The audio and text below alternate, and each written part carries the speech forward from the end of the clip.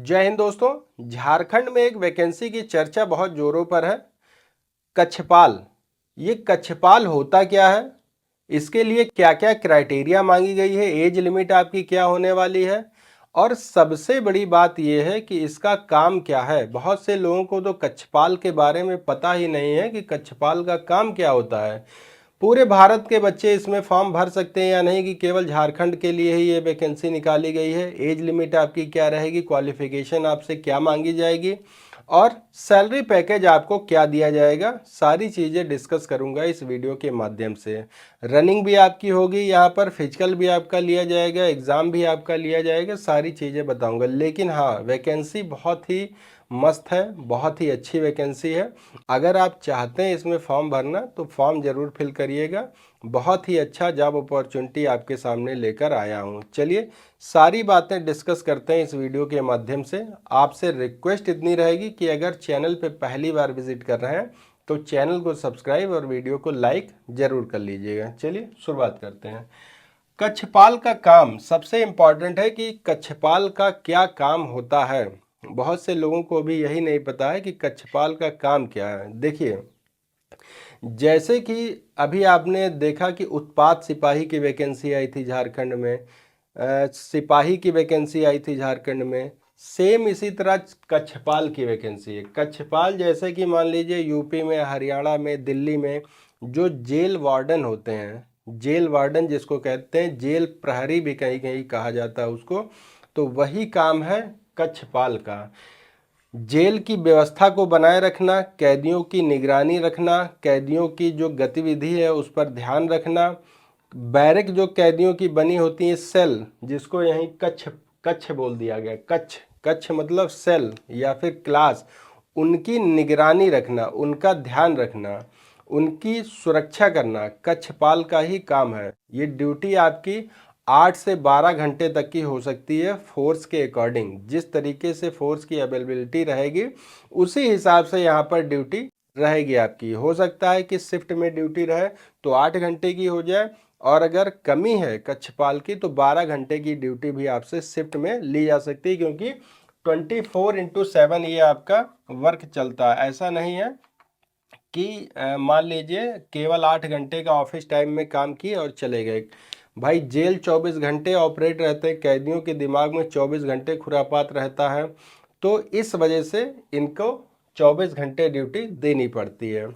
SC ST बच्चों के लिए विशेष प्रावधान है इस वैकेंसी के लिए। उनको फॉर्म भरना चाहिए ना नहीं भरना चाहिए, कितना बेनिफिट उनको मिलेगा ये भी आपको बताऊंगा इसी वीडियो में, ठीक है। काम आप समझ गए कि कक्षपाल का क्या काम होता है। वर्दी मिलेगी, सेम पुलिस जैसा काम है, बस वो जेल के अंदर रहेंगे, और जो सिविल पुलिस होती है वो जेल के बाहर रहती है, यानी कि जेल वार्डन का आपका टोटल यहाँ पर काम है। एज लिमिट की बात कर लेते हैं कि आपकी एज लिमिट यहाँ पर कितनी होने वाली है। देखिए, एज जो आपकी होगी वो 18 से 40 साल यहाँ पर एज आपकी होने वाली है। और SC ST कैंडिडेट जो यहाँ पर होंगे उनको नियमानुसार यहाँ पर छूट भी मिलेगी, यानी कि SC के जो कैंडिडेट हैं उनको +5 ईयर, और OBC कैंडिडेट हैं उनको +3 ईयर की यहाँ पर छूट देखने को मिल जाएगी, ठीक है। क्वालिफिकेशन ओनली 10th पास यहाँ रखा गया। किसी भी सब्जेक्ट से, किसी भी कॉलेज से, किसी भी यूनिवर्सिटी से अगर आपने सिंपली 10th पास कर रखा है तो आप इस वैकेंसी का फॉर्म फिल कर दीजिएगा। कोई भी आपको यहाँ पर समस्या नहीं होने वाली है, ठीक है। आगे की चीज़ें डिस्कस करें कि आपकी जो एज होगी वो क्या होगी। सॉरी, एज तो मैंने बता दी। आगे जो आपका होगा वो हाइट आपकी यहाँ कितनी होने वाली है। देखिए, हाइट के लिए अगर आप मेल कैंडिडेट हैं तो आपकी हाइट होगी 160 सेंटीमीटर, 160 सेंटीमीटर होगी। लेकिन SC या ST का कोई कैंडिडेट है तो उसकी 155 सेंटीमीटर हाइट होगी, ठीक है। वहीं अगर फीमेल है तो फीमेल की हाइट होगी 148 सेंटीमीटर। ऑल कैटेगरी के लिए ये हाइट यहाँ पर होने वाली है। चेस्ट जो आपका होगा वो होगा 81 सेंटीमीटर का होगा जनरल के लिए और OBC के लिए। वहीं SC ST के लिए 79 सेंटीमीटर आपका चेस्ट यहाँ पर होना चाहिए, ठीक है। फिर होता है रनिंग, यानी कि फिजिकल आपका होगा, जो फिजिकल होगा वो आपको दौड़ लगानी है 1 किलोमीटर। 1 किलोमीटर की आपकी रनिंग होगी, 60 मिनट में आपको करना होगा।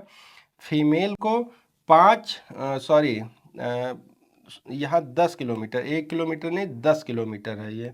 10 किलोमीटर की रनिंग आपको 60 मिनट में करनी होगी, और फीमेल को 5 किलोमीटर की रनिंग करनी होगी 40 मिनट में। ठीक है, क्योंकि कैदियों को कैदी जब भागेंगे तो मेन आपका काम है उनको केवल पकड़ना, बाकी और कोई काम नहीं आपको।